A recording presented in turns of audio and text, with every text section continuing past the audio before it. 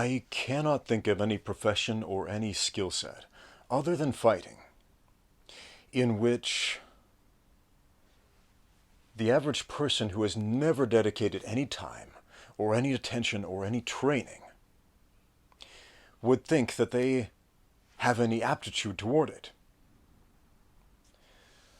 How many times have you attended a live combat sports event, an MMA event for example, and heard some guy sitting cage side shouting something like, "If I was in there, I'd punch him in the face. If I was in there, I'd just kick him in the head. If that was me, I'd throw some knees." If you haven't had that experience, yeah, go to a live event, see what it's like. You will hear plenty of armchair experts, guys who have never, ever once trained, ever stepped foot in a gym, and yet still somehow they think they know it all. We don't see this with other professions. We don't see this with other aspects of physical culture. For example, dance. You ever gone to a ballet event? To a show where they were showing the Nutcracker or something like that?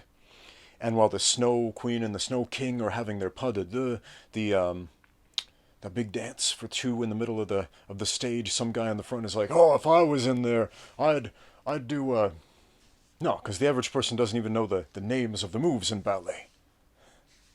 They understand that's a complex skill set you have to train for. Man, nobody sees a pretty normal sounding job like accounting and just assumes that they can do it without training or studying to be able to do that job. How about being an electrician? Yeah, if you don't know anything about the way electricity works, forget about it, right? But fighting, why is it that the average male thinks that they are 9,000% more effective in a fight than they really are, with zero training? It's probably because with a discrepancy in size and strength and aggression, it is possible to win a fight against somebody who is smaller and weaker and wimpier and less aggressive. But as soon as you introduce the element of experience and training and expertise into that equation, that's night and day. Night and day.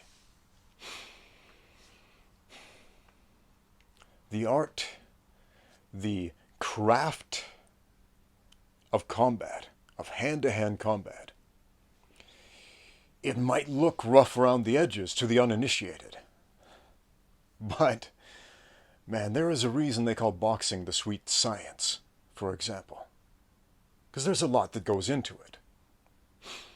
It's not that it is a literal science, an empirical study of measurable data. We could break it down in that way, sure. There have been scientific studies on boxing and other combat sports, sure. But the reason we call it the sweet science in boxing is because there's a lot going on there. You can't just pick it up and play, if you will. You've got to dedicate yourself to studying the art of boxing in order to be any good at boxing. Boxing is not just punching. Mixed martial arts is the sport of fighting. I always have people in the comments who try to remind me, "Hey Ramsey, did you know that MMA is a sport and that street fighting is not a sport?" No kidding. No kidding. Yeah, MMA is a sport. It is the sport of fighting. And if you want to be good at a sport, what do? You train and you practice that sport. What is the difference between a professional basketball player and some guy playing basketball for fun with his friends in a pickup game on the weekend? Well, the professional players are obviously much, much better than those guys playing the pickup game on the weekend. Why? Because they've dedicated their lives to that craft. So why is it that we tend to think, at least at some level, that fighting is different? Why is it that we think if we know how to ball our hand up into a fist and swing our arm, that suddenly we're an expert in fighting? I don't know, man, because fighting is a lot harder, in my estimation, in my opinion, than a lot of those other things. And what makes it harder is the consequences are much, much more severe. If you're an accountant and you fudge the numbers, well, that could have some pretty big ramifications if you're dealing with a lot of money. But chances are you're not going to die, or you're not going to end up hospitalized. If you are a ballet dancer, and I got to be careful about how to say this because I actually was a professional ballet dancer.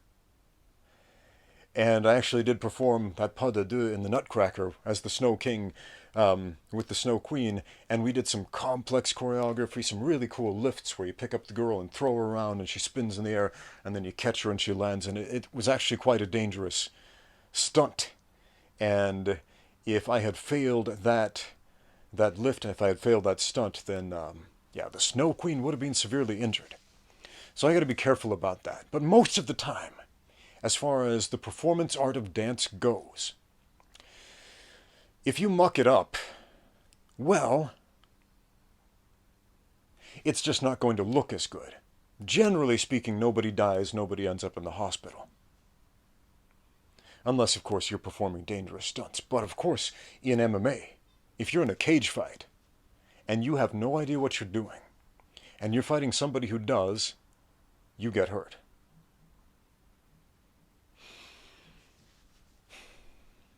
So why is that?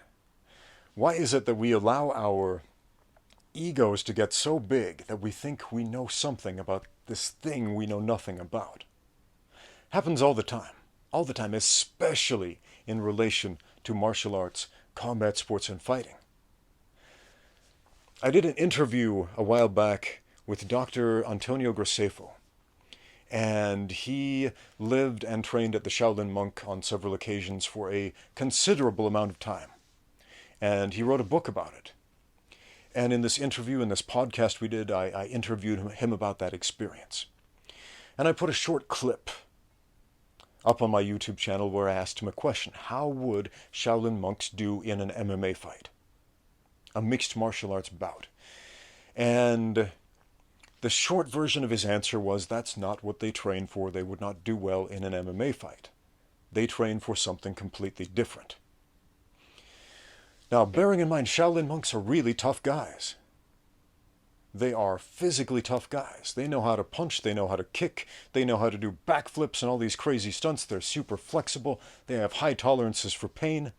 And even these guys, who are tremendous athletes in many ways, if they don't train for the sport of mixed martial arts, they don't do well in the sport of mixed martial arts. And for those 30 potential guys who are going to write a comment about Elong in the comments, yeah, I know Elong, he's a kickboxer, not an MMA fighter. And even he would agree. Go check out the interview I did with him.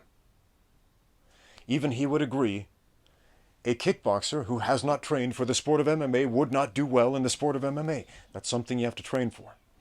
But weirdly, we allow this cognitive dissonance to enter our minds so we can somehow believe that fighting is the exception to the norm when it comes to acquiring a skill set.